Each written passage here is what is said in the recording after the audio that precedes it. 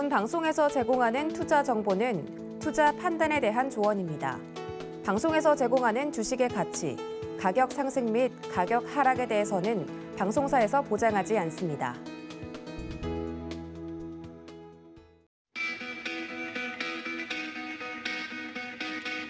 여러분 안녕하세요. 장 시작 전 고수의 작전을 세워보는 고수익 작전타임의 최슬기입니다. 대학 수학능력시험으로 오늘 증시가 1시간 늦게 출발하게 되는데요. 이수연 앵커를 대신해서 오늘은 저와 슬기롭게 시장 전략 체크해 보시죠. 자, 우선 어제 장 마감 상황 먼저 좀 체크를 해보면요. 어제 우리 양대 시장 하락 마감했습니다. 특히나 코스피가 크게 하락했는데요. 이 기관의 매도세가 지수를 크게 끌어내렸습니다. 어제 우리 양대 시장이 하락 마감한 데 이어서 간밤 미국 뉴욕 증시 3대 지수도 하락했습니다. 유통 및 소매 판매 기업들의 실적은 예상치보다 좋았지만 문제는 다시 인플레이션이었습니다. 인플레이션 우려의 그림자가 가실 줄 모르는 상황인데요. 미 증시 하락 여파에 오늘 국내 증시도 힘든 하루가 예상되고 있습니다. 한편 미 증시에서 계속해서 질주해 오던 전기차 대형주들의 움직임이 엇갈렸습니다. 루시드와 리비안이 각각 5%, 15%가량 밀린 반면에 테슬라는 3% 정도 상승했습니다. 오늘 국내 전기차 관련주들, 2차 전지 관련주들 어떤 움직임 보일지 주시해서 살펴봐야겠습니다. 자, 그럼 오늘은 어떤 작전이 필요할지 지금부터 함께 세워보도록 하겠습니다. 작전 타임 시간, 어떤 내용들 함께 할지 화면으로 살펴보시죠. 자, 작전 타임 시간에는 우선 신승용의 작전 키워드, 미중 패권 다툼에 대해서 확인해 보도록 하겠습니다. 이어서 허반석의 작전 리포트에서는 ISC 두 자릿수 성장 확보 이 타이틀로 저희가 내용 함께 체크해 보도록 하겠습니다. 이주연의 고수익 작전 시간에는 미국의 전기차 대세 루시드, 국내 관련주 투자 과연 어떻게 하면 좋을지 확인해 보도록 하겠습니다.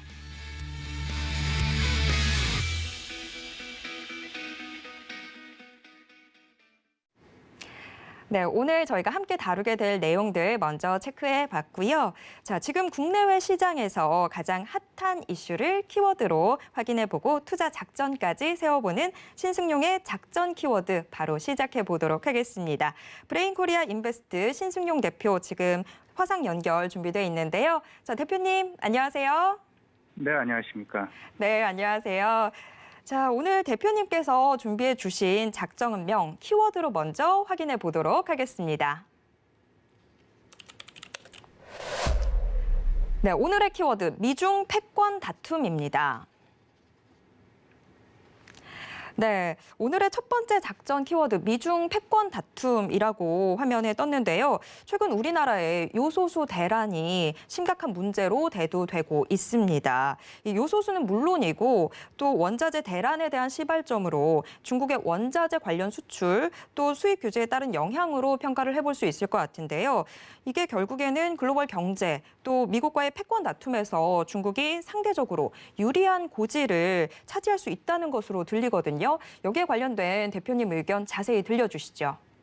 네, 이미 말씀하셨던 바와 같이 미국과 중국 간의 패권 다툼, 실질적으로 며칠 전에 미중 정상회담이 있었습니다. 이 역시 미국 세계 정상, 세계 패권을 차지하기 위한 서로 간의 어떤 그 물밑 다툼 이런 부분들의 어떤 그 근거가 아닐까라는 그런 생각인데요.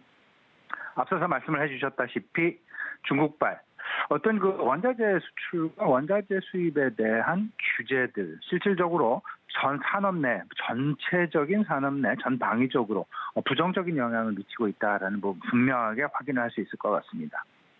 석탄의 수입 금지, 호주산 석탄의 수입 금지로 인해서 전력난이 생기게 되고 이런 분들은 제조업에 크게 타격을 주게 되면서 전반적인 세계 공급망 차질을 만들어내는 매우 중요한 핵심 배경이 되었다라는 부분 분명히 짚고 넘어가야 될 부분이 아닐까 생각이 있고요.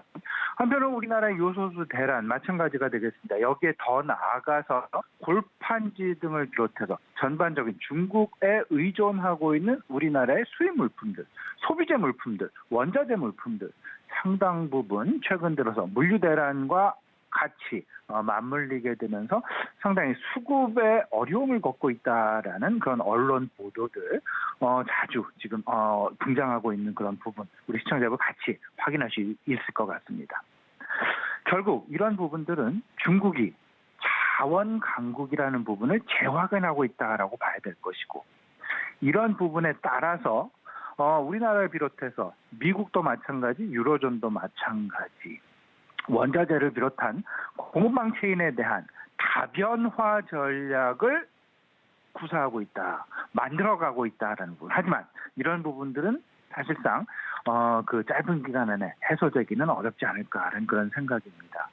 중국 자원 강국임을 재확인을 하면서 실질적으로 좀 따져보게 된다라면 히토류 전기차에 매우 중요한 그리고 우리 지금 4차 산업혁명에 있어서 상당히 중요한 핵심 원자재 중에 하나가 되겠습니다. 세계 매장량의 무려 60%에 달하는 양을 보유하고 있으면서 실질적으로 중국이 만약에 히토류에 대한 수출 또는 히토류에 대한 생산 이 부분을 제한하게 된다라는 글로벌 제4차 산업을 비롯한 전반적인 경제에 미치는 영향은 다로 상당히 크게 부정적으로 영향을 미칠 수 있다라는 부분 꼭 생각을 하셔야 될 것 같습니다. 이렇기 때문에 미국 글로벌 공급망의 새판짜기에 돌입했다라는 점. 이런 부분들이 실질적으로 엊그저께 있었던 미국과 중국 간의 정상회담에 조심스럽게 포함이 되어져 있다라는 점 분명히 생각을 해보셔야 될 것 같고요. 최근 나타나고 있는 원자재 대란의 발생 배경, 핵심 배경 여기에도 역시 미국과 중국 간의 패권 다툼이 포함됩니다. 미국과 중국 간의 서로 간 글로벌 그 강국을 지향하는 그런 관점 속에서 서로 간에 그들의 아킬레스건을 쥐고 서로 간에 그 유리한 고지를 점령하기 위한 도구로 사용하고 있다라는 부분. 그런 과정 속에서 주변 국가들, 우리나라를 포함한 주변 국가들은 상당 부분 피해를 볼 수밖에 없는 그런 상황이 연출되고 있다라는 점. 여기에 백신 보급 불균형, 상당 부분 이미 다양한 보도, 다양한 전략 이런 부분들을 통해서 알고 계시리라 생각을 하고 있고요. 또 한 가지는 코로나 팬데믹에 따른 수요와 공급의 과도기가 진행되고 있다라는 부분 꼭 생각을 해두셔야 될 것 같습니다. 사실상 수요 측면에서 본다라면 짧은 시간 안에 늘어나고 줄어드는 그런 어떤 그 변동성이 가능합니다. 하지만 공급 측면에서 생각을 해본다라면 생산의 급격한 확대랄지 생산의 급격한 축소랄지 이런 부분들은 상당히 어려운 실정이다. 그렇기 때문에 수요의 급격한 확산, 급격한 확대에 따른 공급의 부족한 확충이 정상화가 결국은 지금 현재의 수급, 공급과 부족의 역전 현상을 만들어내면서 가격을 상승시키게 되고 원자재와 공급망 대란을 만들어내는 주요 배경이 되고 있다라는 부분 꼭 생각을 하셔야 될 것 같습니다. 며칠 전에 있었던 미국과 중국 간의 정상회담 잠깐 돌아보면요. 세 가지 원칙이 강조됐습니다. 서로 존중하자. 그리고 평화를 같이 공조하면서 유지해 나가자. 그리고 그 전 세계 윈윈 전략으로 합작 공영을 추구해 나가자라는 그런 이야기로 결론이 내려지게 됩니다. 이런 결과에 대해서 시장은 다소 안도하는 분위기였습니다. 여기에는 두 가지 정도가 반영이 되는데요. 정치 외교적인 하한선이 확인되었다라는 점. 결국은 지금 이런 부분들은 중국 위안화와 미국 간 환율 변화로 인해서 우리가 알 수 있지 않을까라는 생각이 드는데요. 환율 안정을 상당 부분 기대해 볼 수 있다라는 측면. 중국은 위안화의 절하를 추구하고 있습니다. 반면에 미국은 위안화의 절상을 추구하고 있습니다. 이 서로 엇갈리는 이런 부분들 때문에 사실상 관세라는 부분, 정책적인 부분, 지정학적인 부분, 외교적인 부분, 다양한 부분에서 서로 간에 치열한 물밑 그 어떤 파격 양상을 물밑 갈등 양상을 겪어 왔었는데요. 이런 부분들이 조금 안정되어가는 기미를 보일 가능성이 상당 부분 높겠다라는 점 꼭 생각을 해두셔야 될 것 같습니다. 여기에 추가해서 달러 인덱스라는 부분이 있습니다. 달러 인덱스 최근 95를 넘어서는 그런 모습이 있습니다. 여기는 두 가지가 작용을 하고 있죠. 실제로 미국과 중국 간의 갈등이 다소간 완화되어져 가는 분위기, 그 이야기는 중국이 원하는 방향으로 지금 현재 진행이 되면서 위안화, 달러 인덱스에는 위안화는 포함되지 않습니다. 그럼에도 불구하고 그 영향을 미치게 될 수밖에 없죠. 이런 상황들이 있고, 그 다음에 또 하나 그 테이퍼링이 실질적으로 11월부터 시작, 이제 곧 임박 개시 알리게 되면서 달러와의 강세가 조금 더 이어지는 그런 모습들이 나타나고 있다. 한편으로 옐런 재무장관이 관세 조정을 언급했습니다. 미국과 중국, 그 중국에 대한 수입 관세 부과 부분, 이 부분에 대한 다소간 완화 또는 유예 분위기 나타나게 되면서 중국이 미국산 농축산물을 다시 구매 확대할 수 있는 그런 가능성이 있지 않을까라는 그런 기대감, 다양한 현상들이 존재할 것 같습니다. 미국과 중국 간의 갈등이 완화될 것이냐 아니면 긴장 모드로 다시 선회하게 될 것이냐라는 부분은 다양한 주변 변수, 주변 환경을 통해서 알 수 있을 것 같은데, 이런 부분 역시 우리 시청자 여러분들 꼭 좀 챙겨보셔야 될 것 같고요. 여기에 매우 중요한 부분, 코로나 팬데믹에 따른 수요 공급의 과도기의 진행, 이 부분에 대해서 조금 우리가 살펴봐야 되는데, 앞서서 말씀을 드렸다시피 그 시설 투자에는 상대적으로 장기간이 소요되는데 수요가 증가할 때는 짧은 시간 안에 확산되어지는 그런 모습, 시차가 생기게 된다. 이 시차에 따라서 결국은 수요와 공급의 역전 현상, 공급 부족이 나타나게 되는 그런 역전 현상이 나타나게 되는데, 이런 부분들은 일단 코로나 팬데믹 정상화에 따른, 정상화 진행에 따른 수요와 공급의 과도기로 평가가 가능할 것이다. 결국 이 부분은 길다면 길고 짧다면 짧은데 중장기적으로 지속되는 그런 현상은 절대 아니다라는 점 꼭 염두에 두시면서요. 이 부분이 끝나고 나면, 마무리가 됨과 동시에 아마도 글로벌 경제는 이제 재고 축적의 과정으로 다시금 돌입하게 되는 그런 상황이 전개될 것이다라는 거. 이 이야기는 지금 현재의 수급 불균형 상태가 일시적이라는 부분이라고 의미를 부여할 수 있을 것 같고요. 또 하나, 새로운 균형 찾기. 코로나 팬데믹에 따른 수요와 공급에 있어서 새로운 균형 찾기가 활발히 진행이 될 것이다. 재고 축적 과정이 진행이 된 이후에는 곧바로 공급 과잉 상황이 도래가 됩니다. 이미 우리가 반도체 고점 논란에서 이미 이 부분을 경험하고 있습니다. 현재에도. 결국 코로나 팬데믹에 의해서 서버 메모리에 대한 수요가 급격하게 증가를 하면서 반도체 가격이 급등하는 그런 상황들이 연출이 됐었고요.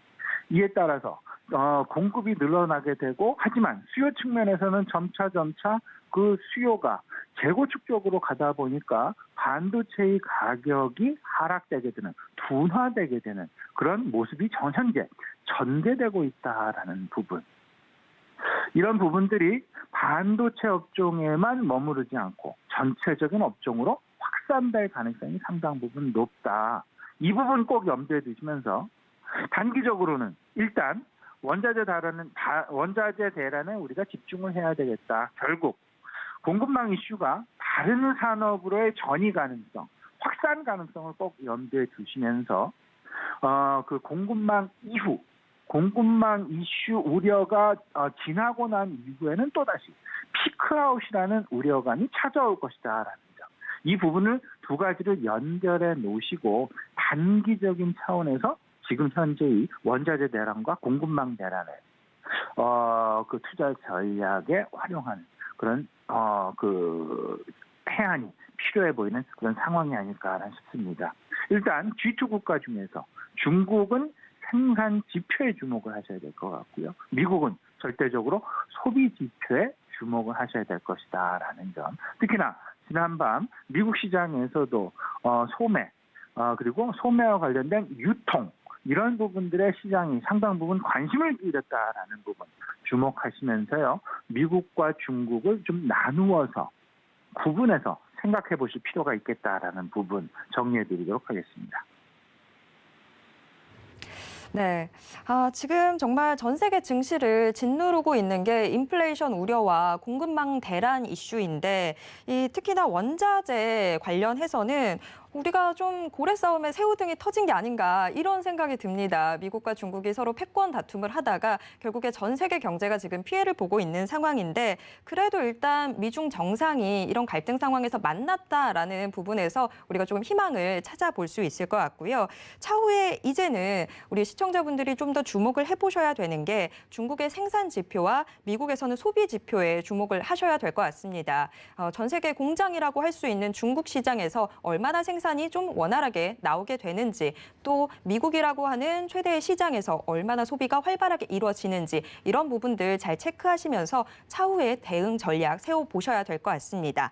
자, 그런데 미국에 대해서는 이제 테이퍼링 우려감, 중국에 대해서 공급망 우려 여전히 존재를 하고 있지만 자, 지금 우리 시장에서 또 하나의 문제는 미국과의 디커플링 양상입니다. 미국에서 증시가 올랐을 때는 특히나 더 디커플링이 되다가 그런데 미국 증시가 하락하면 여기에는 또 국내 증시가 연동되는 모습을 보이고 있습니다. 간밤에 또 미국 뉴욕 증시 3대 지수가 하락 마감했는데요. 그래서 오늘 우리 증시 또 한 번 밀리지 않을까 걱정이 됩니다. 대표님, 오늘 장 대응 전략 한번 세워주시죠. 네, 어제 우리 시장이 일단 조금 좀 하락했었던 원인, 그 배경에는 연준 위원들의 매파적 발언을 중심으로 나타났었다라는 부분, 그 배경에 깔려있다라는 부분 꼭 주목을 하셔야 될 것 같습니다. 다른 요인보다는 테이퍼링에 대한 우려가 조금 더 커지고 있다. 여기에 중국으로부터 시작된 원자재 대란과 공급망 대란이 결국 미국의 인플레이션에 영향을 미칠 수밖에 없는 그런 상황이 전개되고 있다라는 부분들. 이에 따라서 지난밤 미국 시장 인플레에 대한 우려감을 다시 키워가는 그런 현상들이 나타났었습니다. 연준 위원은 매파적 발언을 윌리엄스나 바우만 같은 경우 매파적 발언 일정 부분 부정스럽게 좀 작용이 된 것 같고요. 여기에 전기차 관련주들이 반락하는 루시드나 리비안이나 반락하는 그런 모습들이 나타났었고 기업 실적은 허실적을 보였지만 결국 공급망 대란이 조금 더 다음 분기 실적에 안 좋은 영향을 미칠 것이다라는 우려감이 작용이 되면서 주요 유통기업이죠. 타겟이나 로스나 메이시스 백화점이나 콜스 같은 경우 주가가 좀 하락하는 그런 모습들을 보였습니다. 여기에 영국과 유로존의 소비자 물가 지표가 발표가 됐죠. 일단 전망치에 부합하는 하지만 조금은 전망치를 조금 좀 상회하는 그런 인플레이션율이 나왔었기 때문에 이 부분 역시 시장에 긍정적인 영향은 주지 못했다라는 점으로 정리를 할 수 있을 것 같습니다. 결국 미국 시장, 그리고 유로존 시장, 우리 시장 결국은 공급망 우려감과 그리고 인플레이션에 대한 우려감 그리고 테이퍼링이 가까워지고 있다라는 그런 어떤 그 불확실성이 실질적으로 시장의 투자 심리를 위축시키는 요인으로 작용하고 있다라고 평가를 할 수 있을 것 같고요. 이런 부분들 그럼에도 불구하고 일단은 미국과 중국 간의 정상회담 결과에 시장은 안도했다라는 점. 점차 이제 미국과 중국 간의 갈등 양상이 조금 좀 완화되어지지 않겠냐. 특히나 옐런 재무장관의 관세 부분의 조정. 이 부분에 시장은 좀 주목하고 있다라고 보셔야 될 것 같습니다. 과연 그 관세 부분이 얼마나 하향 조정이 되면서 실질적으로 양국 간 글로벌 물동량의 어떤 그 긴축 상황을 완화시키는 방향으로 작용할 수 있을지 서로 간에 상호 존중을 하고 화평 공영하면서 그런 어떤 윈윈 전략을 마련할 수 있을지 이 부분 계속 지켜봐야 되겠다라는 부분 말씀을 좀 드려봅니다. 공급망에 대한 우려감 역시 G2, 중국과 미국의 인플레이션으로의 연결 우려감이 커지고 있습니다. 결국 인플레이션은 통화 정책에 대한 우려감을 자극시킬 수밖에 없는 그런 상황이 나타나게 되기에 우리 시청자 여러분들 결국 소비와 정부 정책 그리고 현재 경제 재개와 관련된 부분 다소 지금 현재 역효과가 시장에서 나타나고 있긴 합니다만은 경제 재개와 관련해서 하지만 그럼에도 불구하고 시장이 추구하고 있는 방향 정부가 추구하고 있는 방향은 결국 위드 코로나일 수밖에 없다라는 점. 지금 현재의 어떤 그 과거 코로나가 발발할 당시의 어떤 그 경기의 위축 상황 이대로 좌시할 수는 없다라는 주요국의 경제 정책에서 우리는 그 경제 재개라는 관점을 절대 게을리해서는 안 되겠다라는 부분 분명하게 좀 말씀을 좀 드려봅니다. 소비라는 부분, 정부 정책이라는 부분, 경제 재개라는 부분 이 세 가지 중심으로 투자 전략을 세워나가는 그리고 시장 대응을 해나가는 그런 전략이 상당 부분 여전히 유효할 것이다라는 부분 다시 한번 좀 강조해 드리면서요. 결국 소비라는 부분은 미국 시장을 우리가 바라보게 됩니다. 그리고 미국 시장과 유로존 시장, 연말 소비는 산타 랠리다라고도 이야기가 되고 있죠. 조만간 이제 2주 후면 아닙니다. 일주일 후입니다. 죄송합니다. 일주일 후면 이제 블랙 프라이데이가 개시가 됩니다. 시작이 됩니다. 결국 연말 추수감사절 연휴를 기점으로 해서 이제 연말 소비가 다시 시작이 된다라는 부분 생각을 해보시면서 내구 소비자랄지 IT랄지 유통 관련주랄지 그리고 글로벌 물동량을 담당하고 있는 해운 관련주 여전히 그 저점 매수 관점에서 대응이 유효하다라는 말씀 드려보고요. 1월 효과 그 다음은 대기하고 있는 것이 1월 효과가 되겠습니다. 결국 정부들의 새로운 내년도 정책에서 발휘가 되고 있는 그런 효과인데요. 여기서는 우리나라도 그린 정책, 그린 인프라, 그리고 미국 역시 그린 인프라에 포커스를 맞추고 있다라는 결국은 친환경과 소부장 그리고 통신 장비에 대한 관심 계속 기울여야 할 것이다라는 부분 다시 한번 강조해 드립니다. 마지막으로 위드 코로나 이 부분은 사실상 일희일비하는 그런 모습을 보여주고 있는데 여전히 시장 관심 영역에서 계속 잔존하고 있는 부분이다라는 점. 결국 시장은 기대감을 위드 코로나에 계속 가지고 있다라는 점으로 우리가 해석 가능하지 않을까라는 생각인데요. 앞서서도 말씀을 드렸다시피 지난 1년 전 코로나 위기 상황에 따른 어떤 그 경제의 어떤 그 셧다운 이런 부분이 다시 전개되지 않게 하기 위해서 지금 이제 코로나 치료제도 개발이 되고 있는 그런 상황. 코로나 치료제가 새로운 시장 내에 게임 체인저로서의 등극할 가능성도 높다라는 부분. 그렇게 되면 가장 먼저 수혜를 받는 부분은 결국은 경제 재개 관련주, 리오프닝 관련주가 될 것이다. 결국은 소비 관련주, 엔터테인먼트 관련주, 항공과 여행, 카지노까지. 절대 이 부분 지지부진한 주가 흐름이다라고 치부하셔서 매도하시지 말고 계속해서 보유해 나가시는 그리고 또 추가로 저점 매수 전략을 구사해 나가시는 그런 전략이 상당 부분 유효하지 않을까 이런 생각입니다.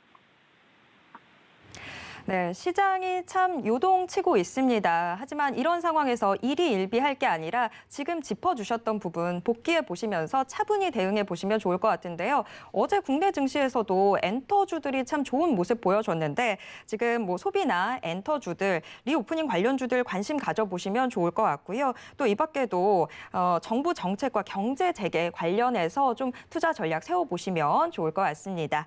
자, 지금까지 브레인코리아 인베스트 신승용 대표와 함께했습니다. 오늘 말씀 고맙습니다. 네, 감사합니다.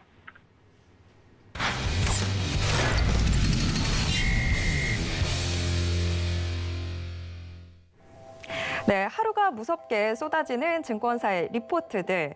과연 다 믿어도 되는 걸까요? 자, 서경의 산업부장, 허반석 전문위원의 시선으로 허와 실을 파헤쳐서 가장 스마트한 매매 작전을 세워보는 허반석의 작전 리포트 시간입니다. 허반석 전문위원과 실시간 소통 원하신다면 100원의 정보 이용료가 부과되는 이 문자 이용하시면 되는데요. 받는 사람 샵 0082번 적으시고요. 허반석 3글자 입력해서 문자 보내주세요. 그러면 저희가 노란톡 입장 도와드리도록 하겠습니다. 자, IR 분석의 신이자 서경의 산업부장 허반석 부장님과 함께 이야기 나눠보도록 하겠습니다. 허 부장님, 안녕하세요. 네, 안녕하세요. 반갑습니다. 네. 자, 먼저 일단 오늘의 종목 리포트부터 함께 확인해 보도록 하겠습니다. 네, 오늘의 종목 리포트 ISC 두 자릿수 성장 확보라고 떴습니다. 네, 일단 이번 주는 반도체 업종에 대해서 살펴보고 있는데요. 오늘은 ISC 가져오셨습니다. ISC에 대한 기업 소개와 선정 이유까지 함께 들어볼까요?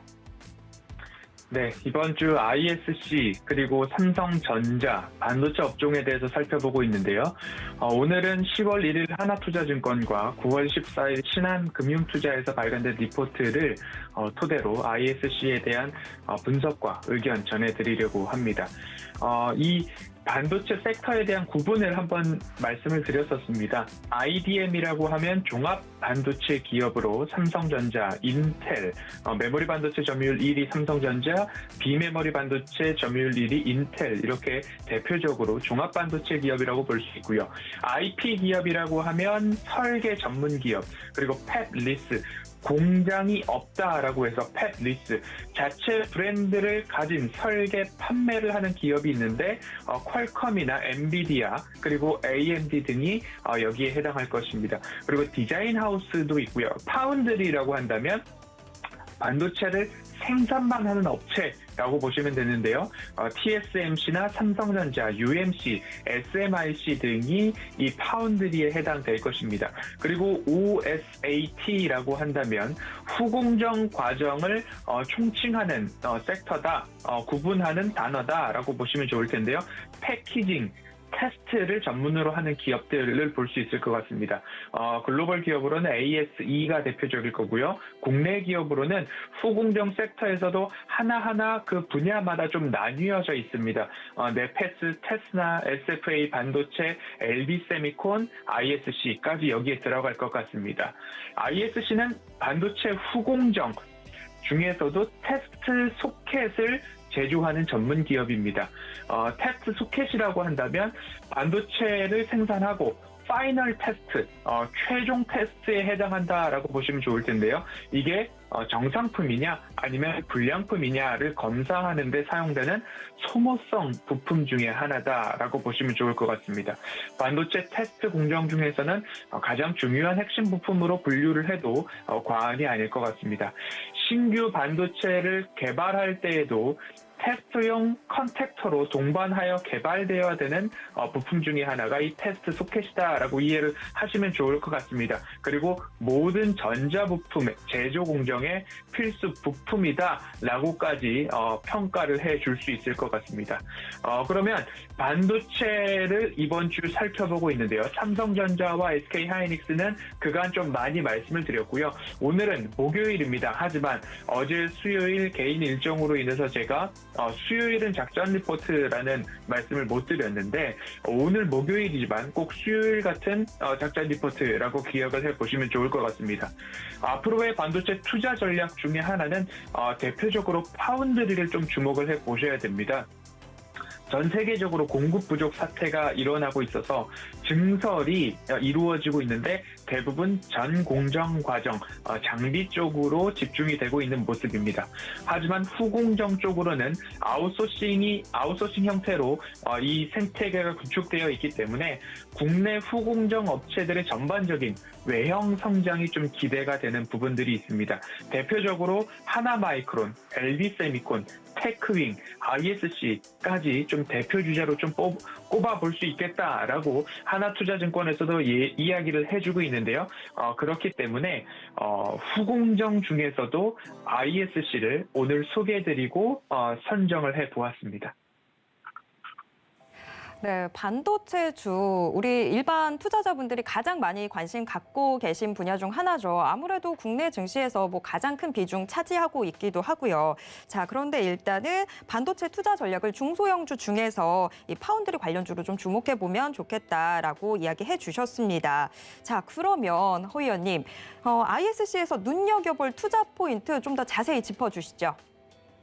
네, ISC는 제가 지난 4월경에도 한번 말씀을 드렸었습니다. 그때도 두 자릿수 성장뿐만 아니라 비메모리향 비중이 높아지고 있는 기업 중 하나가 ISC라고 말씀을 좀 드렸는데요. 반도체 테스트 소켓 분야의 글로벌 시장 점유율 1위 기업이다라고 좀 말씀을 드렸고요.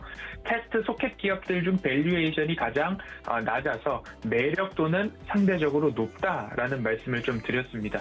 리노공업과 비교했을 때의 PER이 굉장히 낮은 상황이기 때문에 이 부분의 매력도를 좀 보시면 좋을 것 같고요.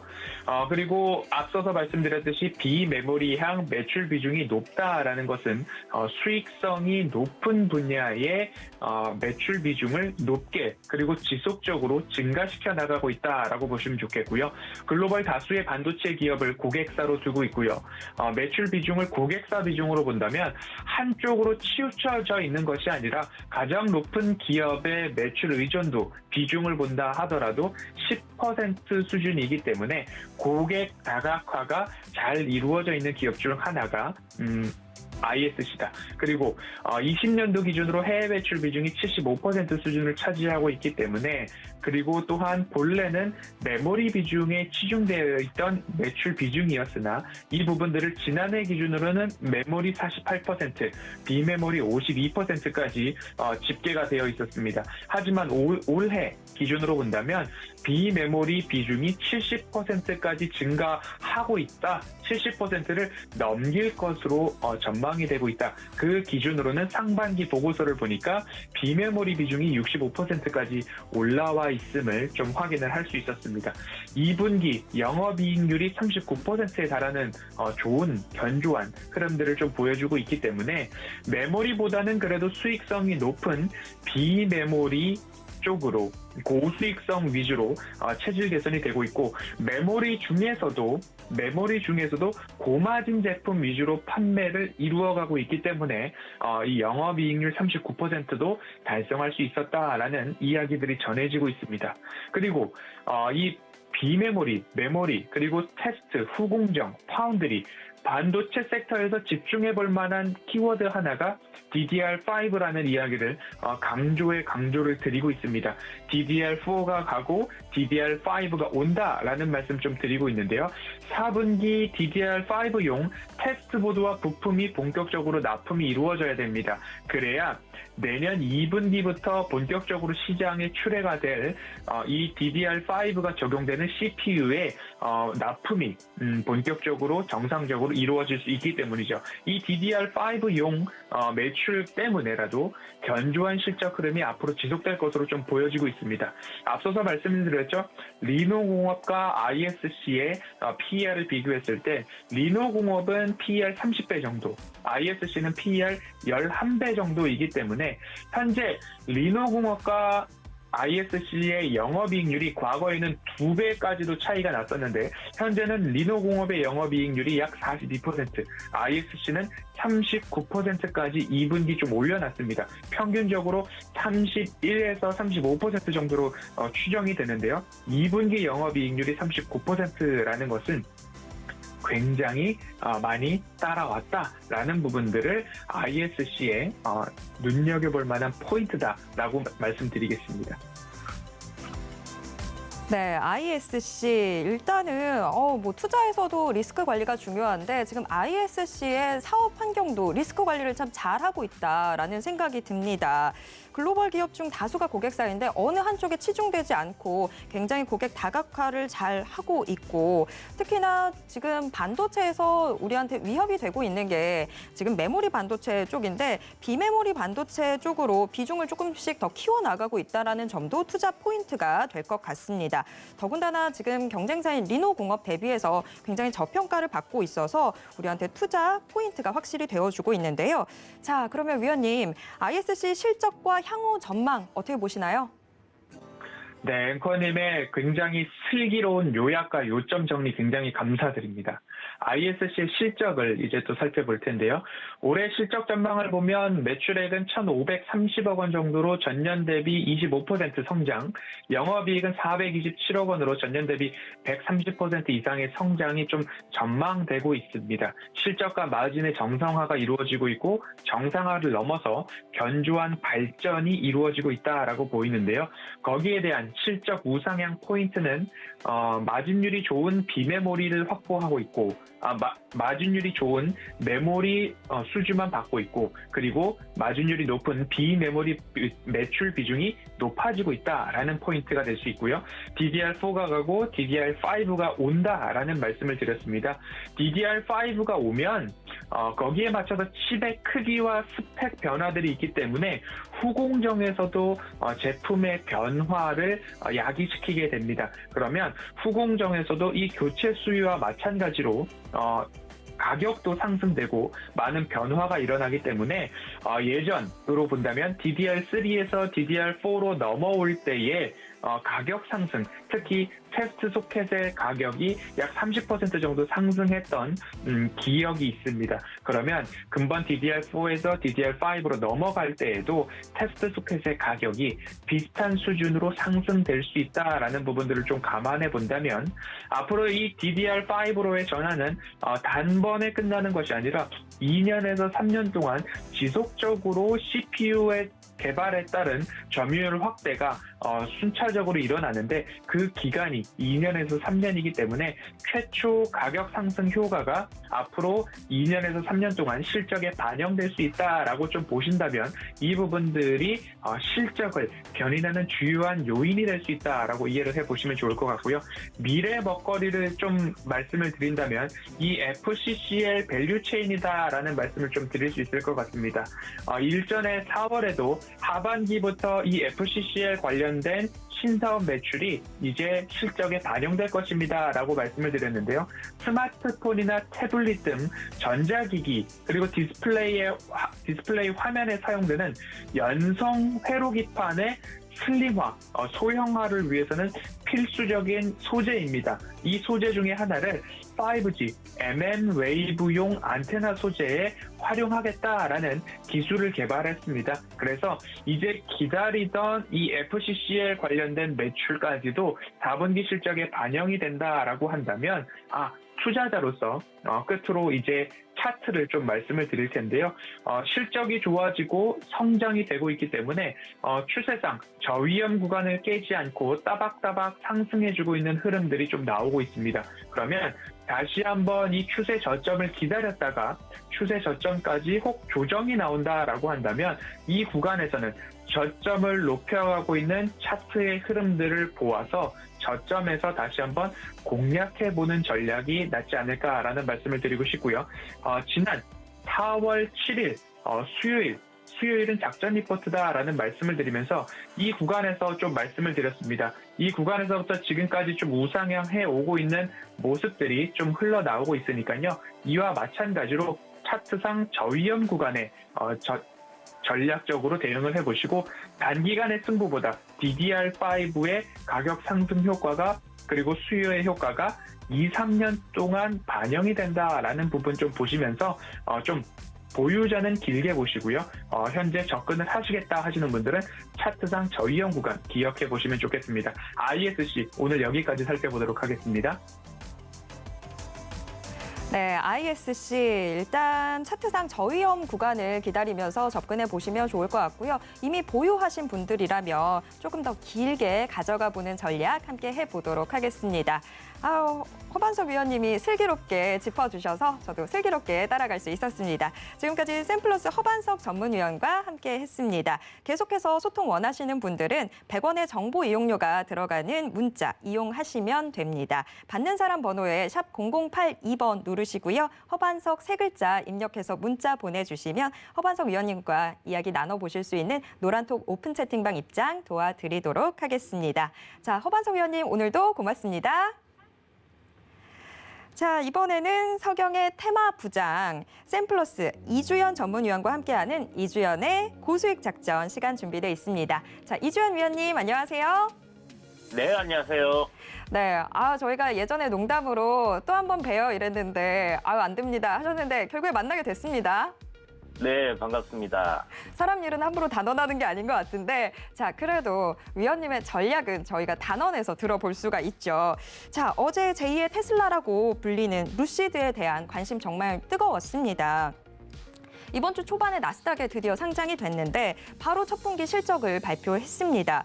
3분기에 순손실을 기록하기는 했지만 사전 예약 차량 주문량 또 급증했고 또 내년도 생산 목표 확정 소식을 전하면서 바로 주가가 반응을 했습니다.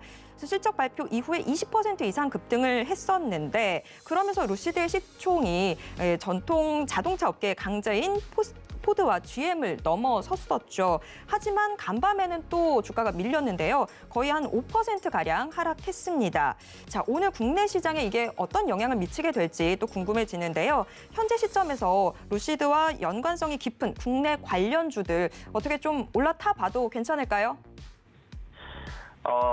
네, 지금 일단 현재 루시드 같은 경우 보시게 되면 이제 리비안이 상장을 하면서부터 굉장히 좀 전기 자동차 시장에 대한 그런 관심도가 굉장히 높아지는 그런 상황이고요. 이제 리비안 같은 경우는 여러분들 이제 기사 보셔서 아시겠지만 픽업 트럭이라든지 그리고 이 SUV를 중심으로 이제 생산을 시작하는 부분이기 때문에 루시드와는 약간 좀 차별화된 부분 그리고 특히 테슬라랑은 이제 다 차별화된 부분이 있습니다. 그래서 각자 공략하는 시장이 좀 다르다라고 볼 수는 있겠지만 일단 공통점은 역시나 전기차라는 부분에 초점을 맞춰야 될 것 같고요. 테슬라라는 기업의 주가 엄청나게 올랐죠. 그런데 이런 테슬라의 주가 상승에 참여를 하지 못했던 사람들이 리비안과 루시드에 지금 적극적으로 좀 참여를 하고 있다라고 보시면 될 것 같고요. 루시드 같은 경우는 지금 딱히 그렇게 대량으로 차를 생산할 수 있는 그런 상황은 아니다라고 생각을 하는데 지금 루시드가 표방하고 있는 거는 이제 벤츠 시리즈를 우리 경쟁 상대다라고 얘기를 하는 것처럼 고가 제품, 그러니까 자동차 한 대당 약 2억 정도 되는 그런 럭셔리카를 생산을 한다라는 데 초점을 맞추고 있기 때문에 앞으로 어떻게 될지 이제 지켜봐야 되겠지만 예약 판매 수량이 굉장히 긍정적인 수치를 보여주고 있습니다. 대략적으로 지금 예약되어 있는 금액만 해도 한 4조 원 정도가 되고요. 그런 부분들을 생각했을 때 앞으로 성장성은 분명히 크다라고 얘기를 할 수 있겠습니다. 다만 이제 시가총액이 자동차 매출적인 부분 장부에 빵원으로 기록되고 있는 상황에서 자동차 업계 3위를 지금 하고 있고 이런 상황들이 과연 맞나 하는 생각은 들지만 그런 기대감이 일단 시세에 반영이 되고 있고 이 주가가 올라가고 있다는 것은 분명히 맞기 때문에 추세적인 관점에서 하락으로 꺾이지 않는다라고 하면 지속적으로 좀 상승할 여력은 남아있지 않겠나라고 보여집니다. 보시는 것처럼 이제 리비안 역시 여전히 조정은 크게 나왔지만 아직 추세를 이탈했다라고 보기에는 무리가 있기 때문에 지금 제 생각에 개인적으로 리비안 같은 경우는 $140, $138를 지지해 준다라면 상승 추세를 지속적으로 유지를 한다라고 볼 수 있습니다. 그래서 오늘 밤에 다시 한번 반등이 나오는지 여부를 좀 지켜봐야 될 것 같고요. 어찌됐든 뭐 이 두 회사 앞으로 대량 생산을 진행을 할 거기 때문에 특히 리비안 같은 경우는 뭐 내년부터 해서 한 150만 대 정도 자동차 생산이 진행이 됩니다. 그렇게 될 경우에는 기존에 이제 이런 리비안이라든지 아니면 루시드라든지 이런 기업들에게 부품을 납품하는 기업들 같은 경우는 분명히 수혜를 볼 가능성이 굉장히 높다라고 봐야 될 것 같고요. 지금 현재는 보면 이제 리비안 관련주들 부각이 되면서 좀 급격하게 주가가 상승을 했는데 아직 뭐 대장주인 에코캡 정도 그러니까 뭐 대원화성, 우신시스템 뭐 굉장히 많은 뭐 리비안 관련주들 그러니까 전기자동차 관련주들이 저도 리비안 관련주입니다 하고 급등을 했었어요. 뭐 대우부품도 그랬고 KC도 그랬고 우신시스템 그리고 뭐 굉장히 다양한 기업들이 관련주로 이렇게 엮이면서 좀 큰 테마를 형성을 했었는데 제 생각에는 일단 대장주 흐름을 잘 봐야 되겠다라고 생각이 들고요. 보시게 되면 뭐 전기차 관련주들은 대부분 다 뭐 이쪽 루시드라든지 리비안이라든지 또 관련 섹터다라고 보시면 될 것 같은데 지지해줘야 되는 구간에서 일단 반등이 잘 나와줬습니다. 에코캡의 흐름은 지금 여전히 상승 추세에 저는 놓여 있다라고 보여지고요. 이런 식으로 이제 올라갔던 주가의 조정을 지금 잘 받고 다시 한번 되돌리는 그런 그림으로 만들어지고 있다라는 부분은 긍정적으로 볼 수 있다라고 생각이 들고요. 만약에 우리가 이런 에코캡이라든지 리비안 관련주에 진입을 한다라고 했을 때는 좀 명확한 손절가를 잡고 가는 것이 중요하겠다라는 생각이 듭니다. 뭐 보시면 12,000원대에서 좀 횡보를 한동안 했습니다. 그래서 요 구간의 저항대 굉장히 강하기 때문에 만약에 에코캡을 공략한다라면 뭐 한 12,000원 정도 한 20% 정도의 업사이드는 있다라고 보는 게 좋을 것 같고요. 이제 2차 전지 관련주들 그러니까 배터리 생산 업체들 중에서 이제 리비안 관련주로 엮였던 종목이 삼성 SDI입니다. 그래서 지금은 어떤 리비안 상장에 임박했다라는 부분에서 주가가 한 차례 이렇게 급등을 했다라면 이후의 흐름은 이런 리비안 관련주들의 이제 이제 자동차가 대량으로 생산되는지 여부, 어느 정도의 이제 출고가 계속 이루어지는지 여부에 따라서 관련주들의 이제 부품도 분명히 많이 팔릴 거기 때문에 그런 관점으로 좀 접근을 하시는 게 좋을 것 같은데요. 기본적으로 실적적인 부분을 조금 이제 체크를 해봐야 된다라고 생각을 합니다. 그래서 뭐 지금 에코캡 같은 경우는 뭐 대장주로 시세가 가장 강하게 올랐지만 딱히 뭔가 대단한 수익을 내기에는 자동차 부품 중에 이제 와이어링 하네스 그러니까 예전에 이거 와이어링 하네스가 굉장히 부족해서 뭐 쇼티지가 나오고 자동차 생산 공장이 멈추고 막 하는 그런 일들을 겪기는 했지만 뭐 고마진의 그런 상품은 아니다라는 부분은 우리가 분명히 인지를 하고 있어야 됩니다. 그래서 지금 관련주들은 대부분 테마적인 시선으로 올랐다라고 생각이 들고요. 여기서 이제 조금 긍정적으로 실적적인 부분을 우리가 긍정적으로 볼 수 있는 기업은 우신 시스템 같은 경우는 이제 삼성 SDI의 원통형 배터리 그런 부품들을 납품을 하고 있기 때문에 요 이제 배터리 판매량이 증가함에 따라서 실적도 같이 좀 증가해 줄 수 있는 그런 부분들은 남아있다. 그러나 올해 보시는 것처럼 지금 적자를 지속하고 있고 부채 비율도 좀 상당히 높습니다. 그래서 테마적인 관점으로만 저점에서의 뭐 반등 정도 노리는 그 정도로만 접근을 하시고요. 추후에 실적의 개선이 지속적으로 좀 이루어지는가, 그러니까 적자에서 흑자로 턴어라운드 하는가 여부가 주가의 향방을 가를 거다라고 생각이 듭니다. 지금 뭐 전기 자동차 관련주들 중에서 실적이 좀 굉장히 좋아지고 있는 기업이 하나가 있는데 바로 KEC라는 기업입니다. 보시면 이제 적자를 계속 지속하다가 2021년 이제 하반기 지나죠. 이제 3분기 실적까지 나왔는데 분기 실적으로 보면 급격하게 좀 좋아지고 있는 그런 흐름들이 보여지고요.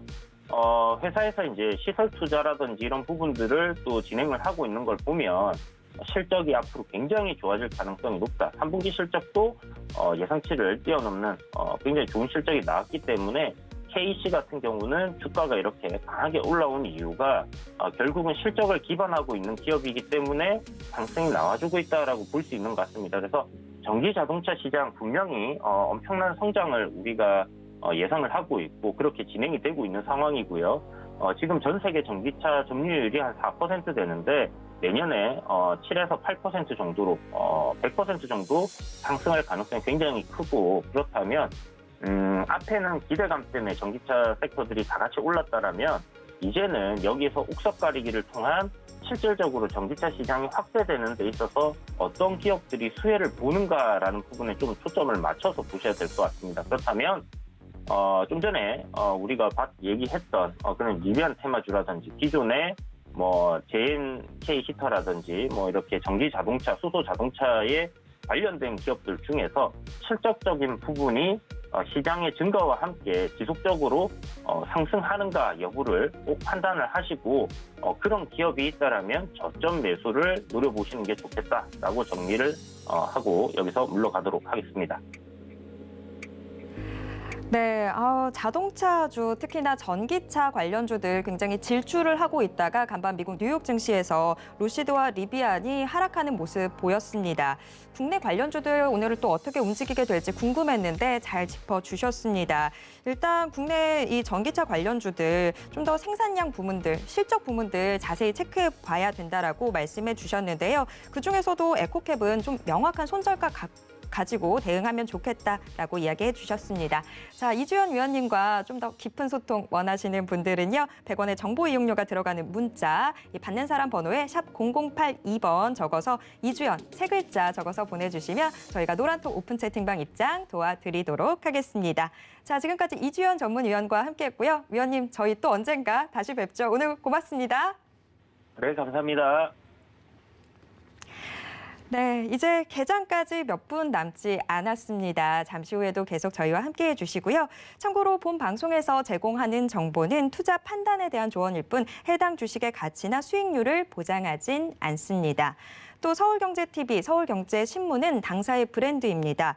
서울경제증권TV와는 무관하다라는 점 꼭 기억해 주시고요. 이외 유사한 상호명에도 주의하시길 바랍니다. 자, 잠시 후 개장도 저희와 함께 하시고요. 저는 잠시 후 순간포착 매매 시그널로 찾아오도록 하겠습니다. 잠시 후에도 함께해 주세요.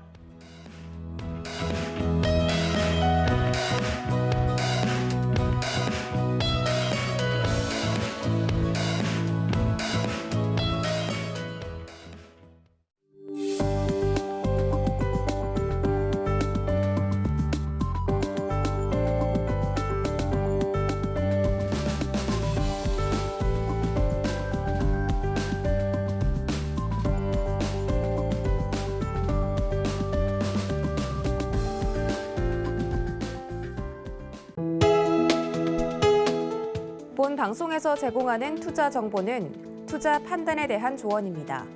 방송에서 제공하는 주식의 가치, 가격 상승 및 가격 하락에 대해서는 방송사에서 보장하지 않습니다.